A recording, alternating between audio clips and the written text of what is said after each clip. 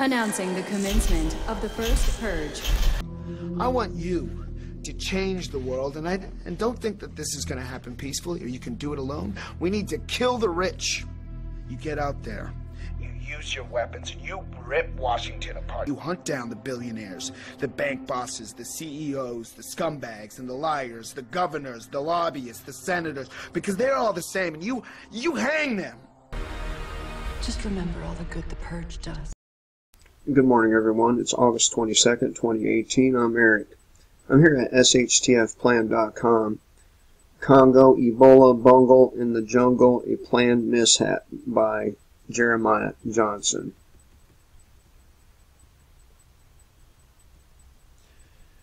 Malthusian theory holds that depopulation or zero population growth is a necessity to control a species, namely humanity, that reproduces and consumes natural resources without limits. This is a New Age mantra adopted early by communists as far back as Marx and Lenin. The ball has been carried successfully by Edward House and Woodrow Wilson, and further exacerbated by such gems as Kissinger, Bill Gates, Al Gore, and so on. Much of the public and almost all of the youth have fallen for this mantra. The problem for them is how to push it along quickly. War is one answer, and disease is another.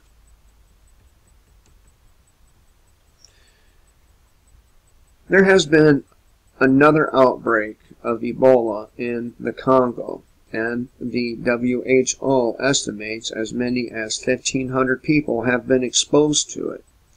The Daily Mail has a good article on this that was posted on the 17th, titled to that effect. It is a good read, as it summarizes with brevity the parameters of the disease itself. This is how they're setting the stage for this planned mishap tied to the recent outbreak.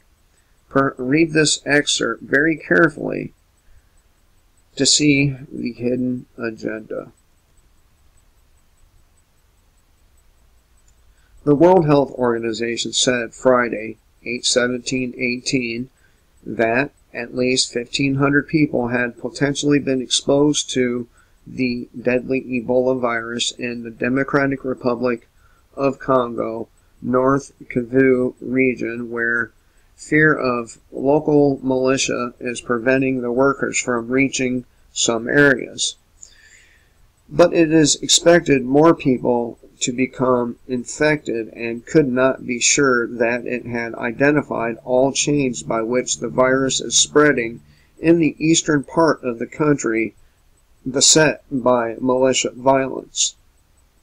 The region is haunted in particular by the Allied Defense Forces, a Ugandan Islamist rebel group blamed for hundreds of civilian deaths over the past 4 years.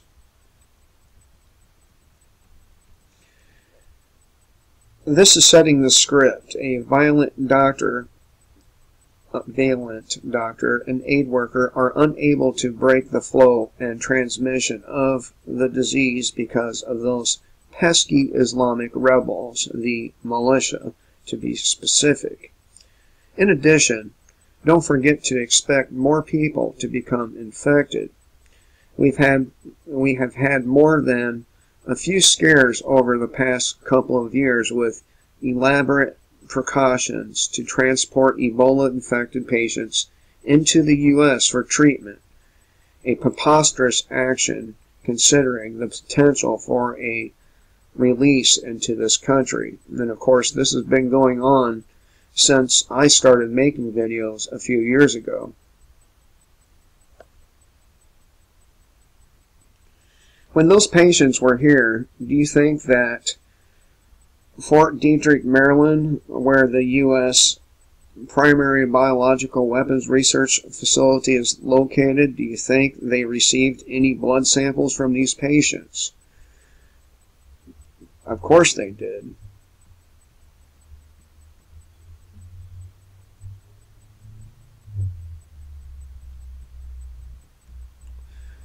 Regarding Ebola, a documentary was released in 1996 by Nova entitled Ebola, the Plague Fighters.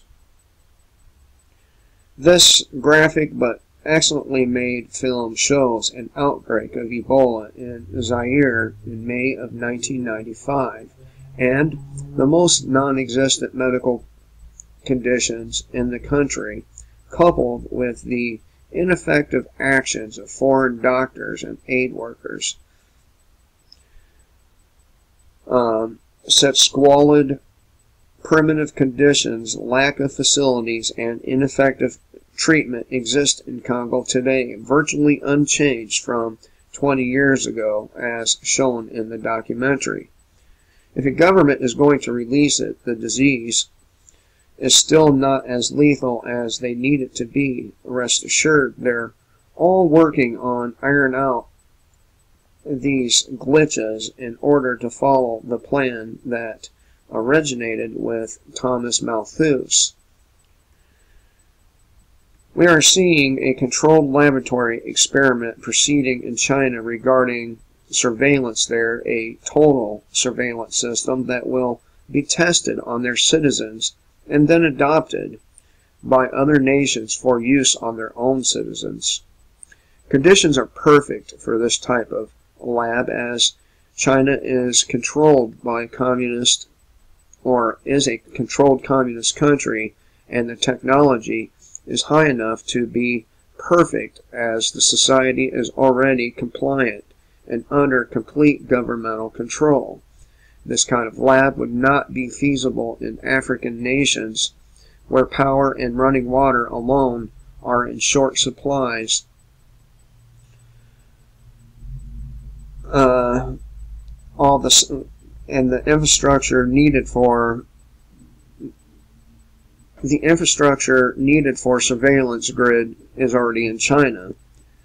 For testing of biological weaponry, however, African nations, especially those as Congo and Zaire, are perfect for the release of creative viruses and other tailor-made bioweapons. Sound far-fetched?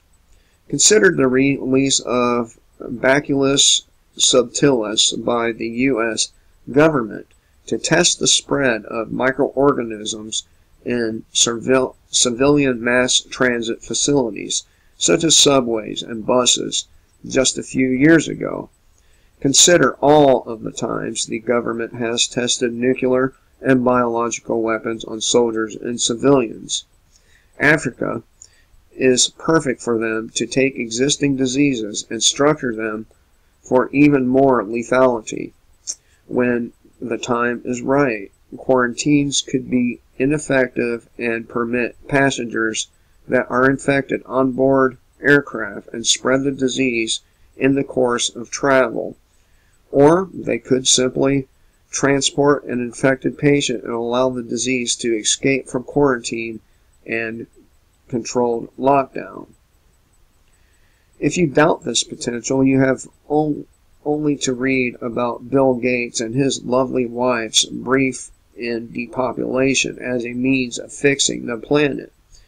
This is the same Bill Gates, by the way, who plans on placing 500 satellites into orbit to enable real-time monitoring of every inch of the surface of the globe sometime next summer. Ebola is a serious disease, but what is even more deadly and more serious is the group of people and moneyed interests that wish to form a global government. They have the potential political connections, the money and the alliances to effectively alter every facet of a nation and even to destroy it militarily. No heinous action is outside of their reach. Ironically, All these people, all of them, believe that depopulation is the only way to accomplish this utopian global governance effectively. These oligarchs and controllers view those not in their company and of their ilk as less than insects to be crushed, and at the most to be their slaves and servants. Depopulation is their goal, and a deadly disease would enable it without culpability. This Ebola outbreak is more likely a planned mishap in a laboratory with human beings as test subjects. The results of these experiments may eventually be used against unsuspecting populations to reach the end state of global rule minus a few billion lives or so. It is my fear that Washington or the CIA or these New World Order freaks will use a disease like this to cull the population. I would much rather it be guns than a disease, because you can't shoot a disease to stop it. Hope everyone has a great day. Remember, kill the state before the state kills you.